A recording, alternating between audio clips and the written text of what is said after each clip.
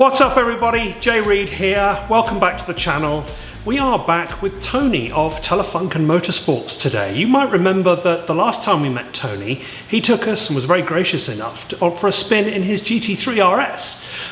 We took that for a good blast around the Connecticut countryside. Well, today we're back in his own personal garage to have a look at his private collection of Porsches. Some of which are incredibly rare and very special, and some of which also he's put a lot of work into to get them as authentic as he possibly can. So we'll take a look at those. I'm going to leap behind the camera and Tony will take us through those, and then at the end we will take this wonderful RSR for a spin. So let's go. Well, welcome back Tony. Thanks very much for having us along for the ride in your wonderful garage here, as my viewers can see here. Now, it's been a couple of months since we saw each other. We went out in this beauty last time, and I think you'd only just had it for a couple of days when I drove it. How have you been getting on with it? Oh, it's been great fun. Just about 10,000 miles on the car now, and a lot of spirited drives on the weekend.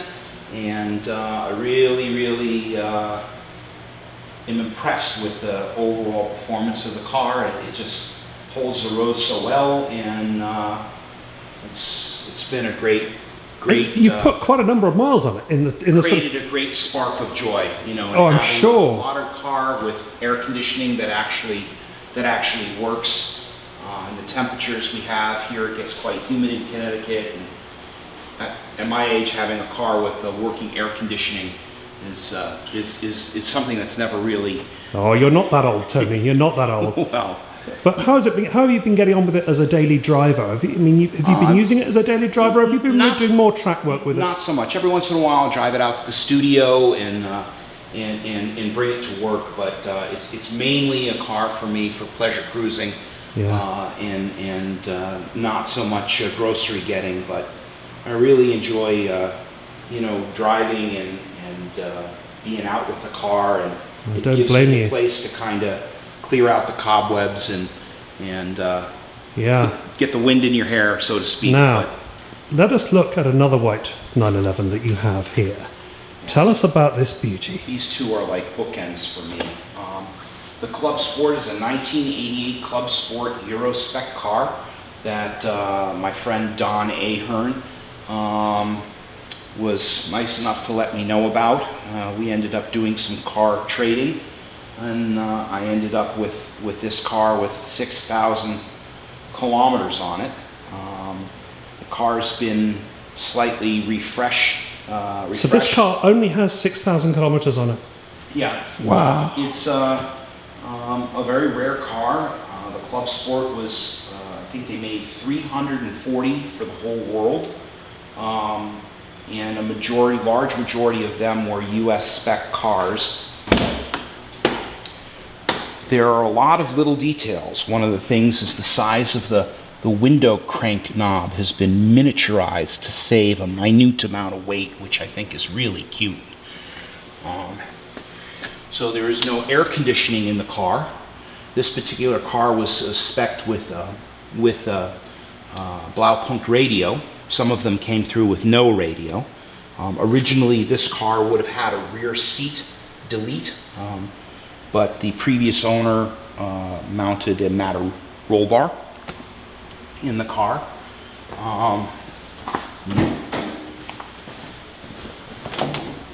Head around to the back. The engine compartment of this car is just such a time warp. It's really beautifully maintained.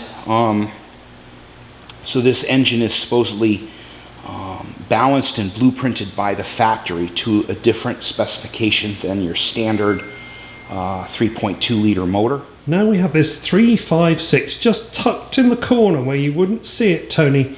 You've had this one a little while, but I think you sold it once and regretted it, right? Yeah, this is a 1958 356A Cabriolet with a hardtop.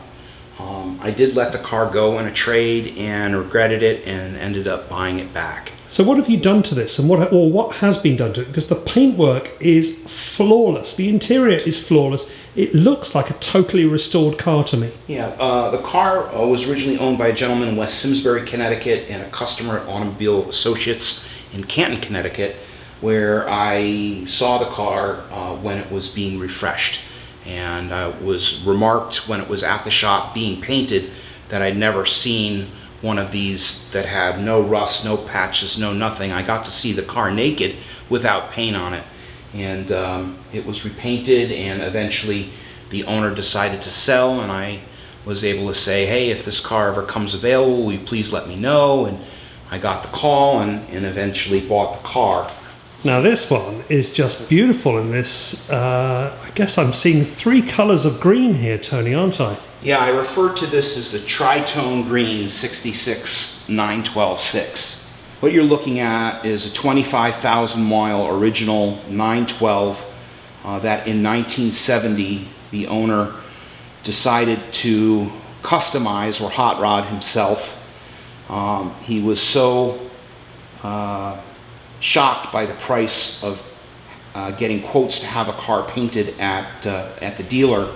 Originally this car was white, and he decided he wanted to paint it green, and his story was that as time went on and he got a scratch here or a scratch there, he figured out this tritone green scalloped design, and the darker areas of the green were painted at a later date to kind of hide, I guess, some of the stone chips. And that's why it ended up sort of with this unusual paint scheme. And did he put the 6-cylinder engine in as well, the flat 6? He got an engine from a 911, did he? In 1970, he decided to hot rod it, and basically everything here is period correct. Basically, it's a 66 912 6 with an aluminum case, 2-liter motor, and the engine compartment is also painted with this tritone green paint scheme. Now we're getting to some slightly more modern metal here, Tony, right? With a 964. Yeah, tell us the story of this one. Again, the paint looks immaculate. This is a 1992 964 C2 that had belonged to my landlord. I basically kind of undid some of what Brad had done to the car. He had a lot of blue accents and stripe, and the car just was talking to me, and it really needed to be all black. So I removed the vinyl and found a set of wheels. I powder coated the wheels. I use this car as a driver. It's probably the highest driven car. I think I have 115,000 miles on this car. Yeah. And it just keeps on going. Do you find a 964 quite easy to use as a daily? Yeah, of all the 911s I've driven, the 964 seems to be the sweet spot in both the ergonomics, comfort, the fact that the air conditioning is slightly more modern. It definitely has plenty of power with a 3.6 motor.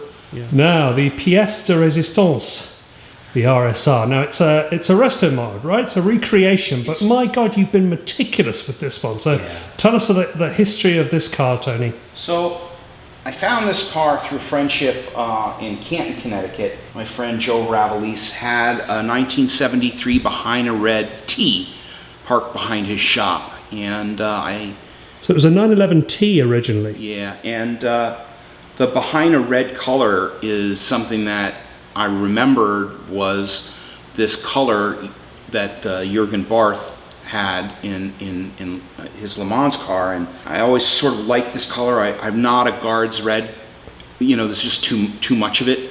I like the color, but there's just too much of it. So this is kind of an unusual red, and it sort of led me on this. I first got the car, and then I was like, well, what if it were wide body, and tried to find flares.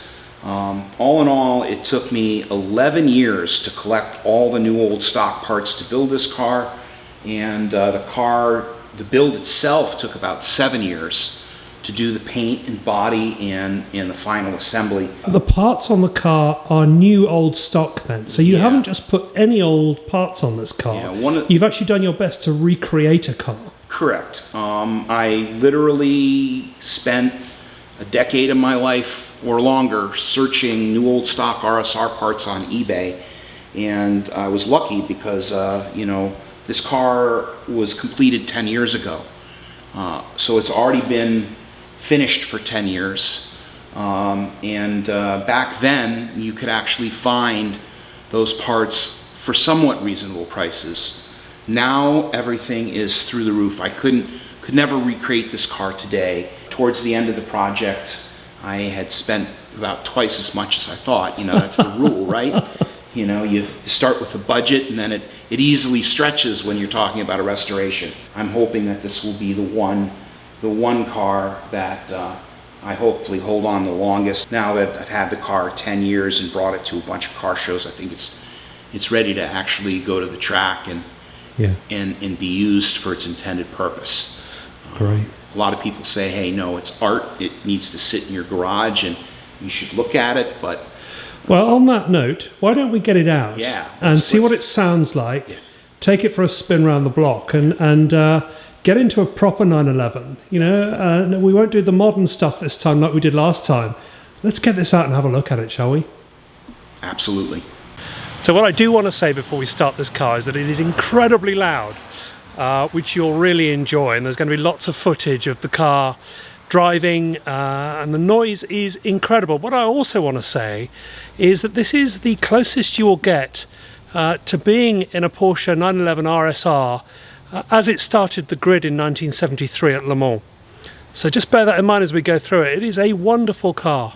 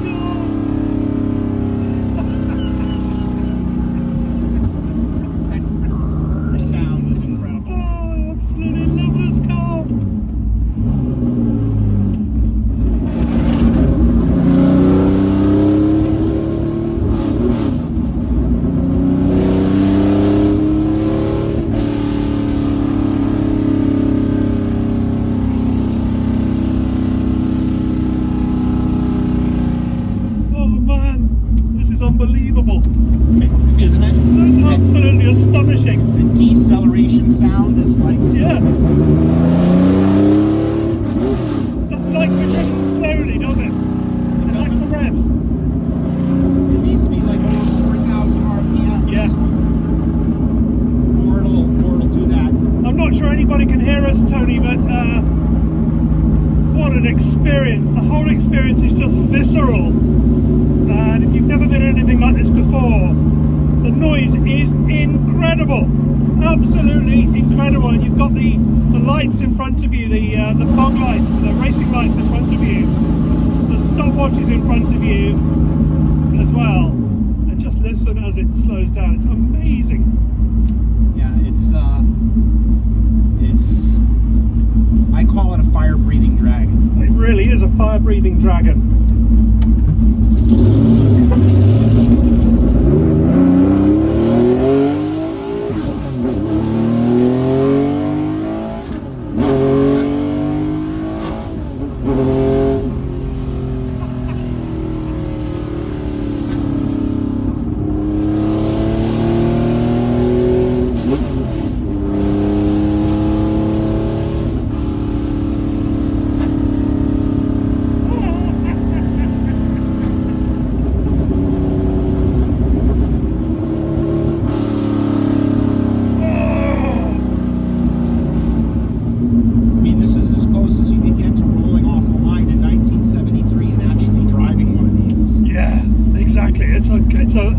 I can't describe it. It's a raw experience, completely raw.